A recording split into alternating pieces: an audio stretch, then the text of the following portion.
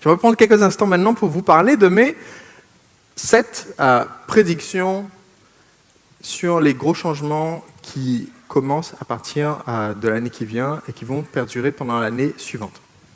6e point. Alors ça, c'est ma prédiction qui m'est très très chère à moi. C'est l'Afrique. On va petit à petit voir des personnes venir du monde francophone qui n'est pas la France, le Québec, la Suisse, la Belgique, qui vont faire comme les Français sont en train en ce moment de faire aux États-Unis. Quand je suis allé au séminaire de Jeff Walker en 2009, j'étais le seul Français. Pourquoi que ma marque, c'est le marketeur français? C'est parce que quand je cherchais le nom de mon site, et j'étais à ce séminaire, quelqu'un m'a dit « Mais tu sais, entre nous, on t'appelle le marketeur français. On n'a jamais vu un autre Français dans une conférence de marketing, donc peut-être que c'est comme ça que tu devrais appeler ton site. » Bon, ça, c'était en 2009. En 2010, on était 2, il y avait Olivier Roland. En 2011, on était 4. En 2012, on était 8. En fait, j'ai l'impression que ça double vraiment, c'est géométrique.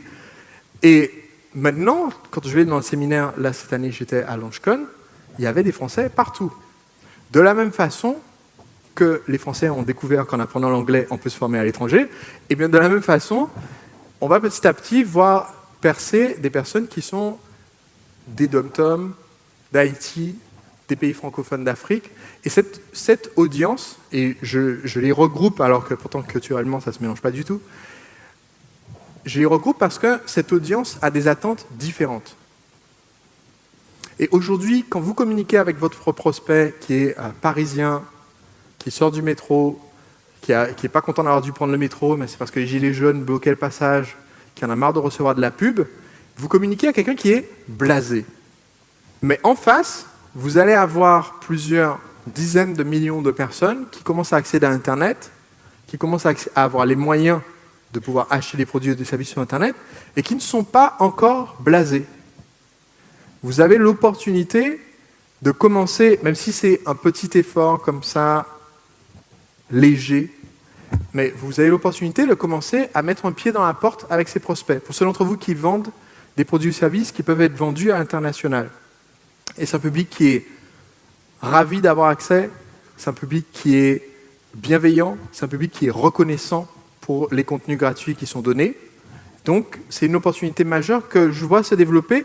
Et autant il y a 3 ans, dans mon audience, j'avais personne, par exemple, d'Afrique noire, ou alors c'est des personnes originaires d'Afrique noire vivant en France ou en Belgique qui achetaient un produit, autant maintenant, je commence à avoir des ventes de formation à 3 000 € et plus pour des personnes qui sont dans des pays d'Afrique noire.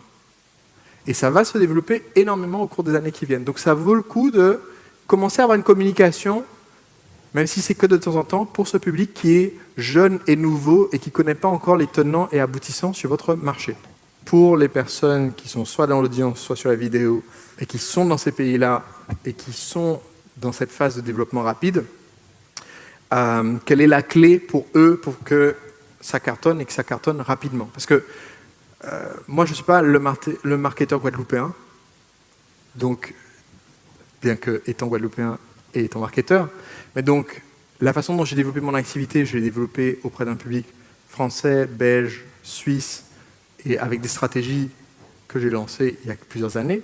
Mais si maintenant, aujourd'hui, je vais lancer le marketeur béninois, le marketeur algérien, le marketeur de Basse-Terre, le marketeur de Baïf, comment est-ce que je ferais? Eh bien, la première chose à faire, c'est de chercher ce qui manque. Quand on se lance sur un nouveau marché, c'est de se dire, OK, qu'est-ce qui manque, qui est comme une épine dans le pied de tout le monde, mais personne n'a encore apporté la solution. La deuxième chose à faire, c'est d'oser venir au contact pour aller chercher les modèles qui sont dans le futur. Donc de la même façon que pour nous, les États-Unis sont dans le futur, le Brésil est dans le futur maintenant par rapport à nous, ce qui est un peu la honte pour la francophonie. Mais les Brésiliens sont maintenant en avance sur nous, alors qu'ils étaient en retard sur tout le monde il y a 5 ans. Donc de se dire, OK, si nous, on va chercher pour aller dans le futur, ben c'est encore plus facile pour quelqu'un qui est dans ces espaces en développement, d'aller chercher dans le futur en regardant ce qui se fait ici en France, parce que c'est la même langue, donc c'est carrément plus facile. Le troisième point, c'est de faire le forcing pour avoir une connexion rapide. Si vous habitez à Petit-Bourg-Carrère comme mes parents, c'est foutu pour être web entrepreneur. Faire une conférence sur Internet, ça ne marche pas. Déjà, envoyer un mail, on est content si le mail part. Donc là, c'est se débrouiller pour se retrouver dans une grande ville, avoir une connexion Internet rapide. Et ensuite, le quatrième et dernier point, c'est de faire ce que j'appelle, et ça vaut pour tout le monde, c'est de faire ce que j'appelle un fichier rapine, R-A-P-I-N-E. En anglais, un swipe file. C'est-à-dire, commencez dès maintenant, quand vous voyez une campagne marketing, une stratégie de vente, quelque chose qui marche bien, même si vous n'êtes pas en mesure de l'utiliser maintenant, de le sauvegarder dans un dossier sur votre ordinateur, de prendre une photo de ce qui a été fait, de sauvegarder la vidéo, parce qu'après, ce fichier, c'est une inspiration énorme quand vous réfléchissez au lancement de nouveaux produits ou services. Ça fait maintenant presque 10 ans que je fais ça. J'ai rangé en dossier, j'ai mon swipe file pour des lancements orchestrés, pour des campagnes, pour des produits d'entrée de gamme, pour le lancement de livres. Par exemple, ça fait 10 ans que je garde des sauvegardes de pages web, des articles, des vidéos de gens qui ont lancé des livres en France, aux États-Unis, au Québec. Et en fait, mon premier livre qui va être publié chez un éditeur, c'est l'année prochaine. Mais quand je le lance l'année prochaine, j'ai en fait toute cette ressource sur laquelle m'appuyer, je ne suis pas obligé de réinventer la roue. Donc quand on lance quelque chose de nouveau, c'est super important d'avoir cette base sur laquelle qu'on peut utiliser comme fondation. Et enfin, le 7e point que je voudrais aborder avec vous rapidement, c'est les sujets brûlants. Selon moi, au cours des 2 prochaines années, on va parler de 3 sujets brûlants et je pense que c'est intéressant de se poser la question un peu en avance. Le premier sujet brûlant, c'est le revenu récurrent. Je vous ai dit, il va y avoir la mode des programmes par abonnement. Et je pense que c'est une conversation importante à se poser, qui est comment est-ce que dans mon entreprise, je peux ajouter du revenu récurrent. Pas forcément en vendant un produit à 7 € par mois parce qu'il faudrait en vendre des milliers ou des dizaines de milliers, mais comment est-ce qu'une partie de mon revenu peut être récurrent? Je vends une machine-outil, comment est-ce que je peux vendre de la maintenance avec un renouvellement automatique de mon contrat de maintenance, et ainsi de suite. Le deuxième sujet qui va être un sujet brûlant, c'est la question du coaching. Combien d'entre vous sont coach, consultant ou une profession similaire? Ok, beaucoup d'entre vous. Le coaching a le vent en poupe depuis plusieurs années. Quand le coaching était quelque chose d'absolument nouveau, qu'est-ce qui faisait vendre dans les journaux? De dire, le coaching c'est nouveau, c'est formidable, c'est une tendance en provenance des États-Unis, allez-y, faites-le. Parce que ça allait à l'encontre du marasme général. Maintenant que le coaching, la sauce a pris. C'est quelque chose qui intéresse énormément les gens. Qu'est-ce qui fait vendre des journaux? Est-ce que c'est de dire les avantages du coaching? Tout le monde est déjà au courant. C'est comme faire les avantages de manger des légumes. Ou bien, est-ce que c'est de dire les dérives du coaching? Combien d'entre vous pensent que ça fait vendre des journaux de parler des avantages du coaching? Combien d'entre vous pensent que ça fait vendre des journaux de parler des dérives du coaching? Ça veut dire que vous allez avoir, pour tous ceux d'entre vous qui sont coach, consultants ou des fonctions similaires, vous allez avoir un challenge qui est de conserver ou de créer l'image positive de ce métier, alors que les médias ont déjà commencé d'ailleurs, à s'y attaquer de plus en plus. Et donc, il y a une opportunité, il y a une place à prendre que de faire partie de la conversation sur les chartes. Alors, je sais, ça existe depuis des siècles, à la charte de déontologie du coaching, à les sociétés françaises qui regroupent les coachs, etc. Mais comme la conversation va être de plus en plus présente, c'est une opportunité d'être présent au moment où cette conversation se produit et de tracer une ligne dans le sable. Quand le coaching en séduction est passé de 1 coach en France à 400 coachs en France, autant au début, c'était facile pour moi de passer à la télé et d'avoir des interviews là-dessus, parce que waouh, c'est nouveau, un mec qui enseigne aux gens comment draguer. Autant, au bout d'un moment, Femme Actuelle se dit, je vais saisir l'opportunité de dire, regardez cette bande de connards qui apprennent à draguer. C'est logique.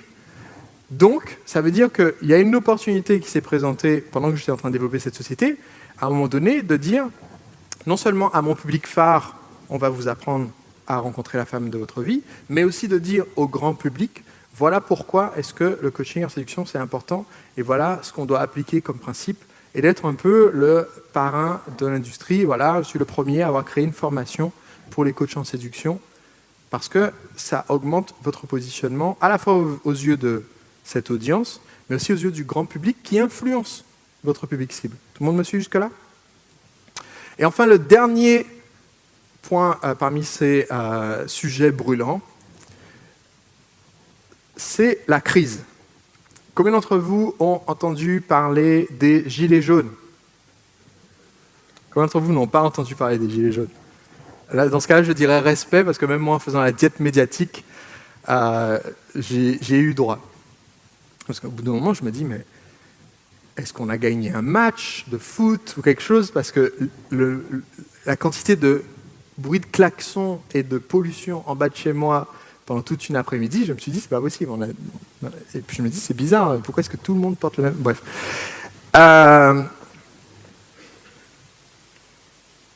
Peut-être à cause des gilets jaunes. Et du fait que si les gilets jaunes barrent le passage au Père Noël et qu'il ne peut pas distribuer les cadeaux, ça va déclencher une perte de confiance dans l'économie et ça va créer un effet boule de neige sur toute l'Europe. On ne sait rien. Peut-être à cause d'autres choses. Il va y avoir, à un moment donné, personne ne sait quand, il va y avoir un gros problème économique, financier, à un moment donné.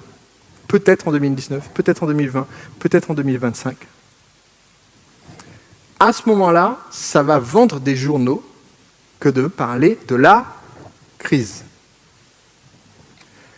À ce moment-là, ça va devenir une excuse facile que de se dire « je ne lance pas mon entreprise » ou « j'ai mon entreprise, je baisse mes prix, je ne fais plus de marketing, je ne fais plus de publicité parce que c'est la crise, c'est tendu et il faut rabattre un petit peu les voiles ».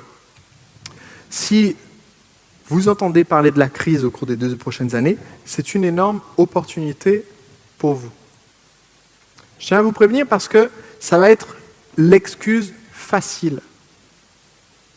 Et que cette excuse facile, il ne faut pas tomber dedans.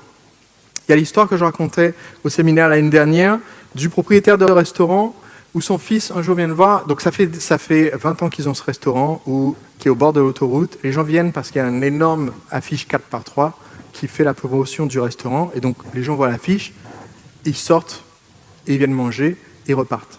Et son fils vient le voir et lui dit « Écoute, papa, je sais que ça a toujours été utile pour toi cette affiche, mais ça coûte une fortune. Et là, c'est la crise. Il faut que tu commences à baisser un petit peu tes dépenses en prévision de ce qui va se passer. » Le père dit « Ok, d'accord. » Donc il enlève l'affiche 4x3.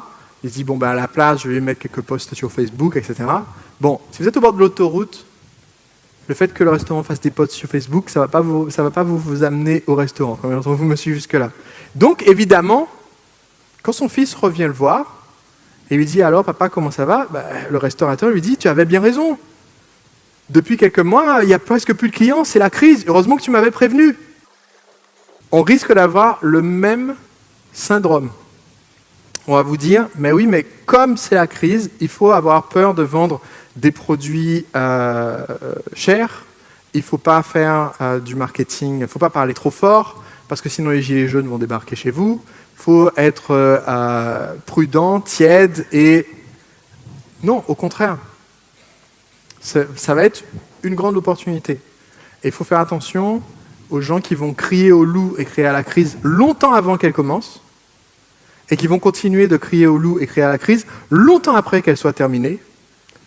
Ça se trouve, il n'y aura même pas eu de crise entre les deux, mais ça fait vendre des journaux, ça fait vendre des magazines, ça fait vendre des cours, des e-books à 7 € sur Internet sur comment se protéger de la crise. C'est une opportunité hein, si vous êtes dans le secteur financier, il n'y a pas de souci.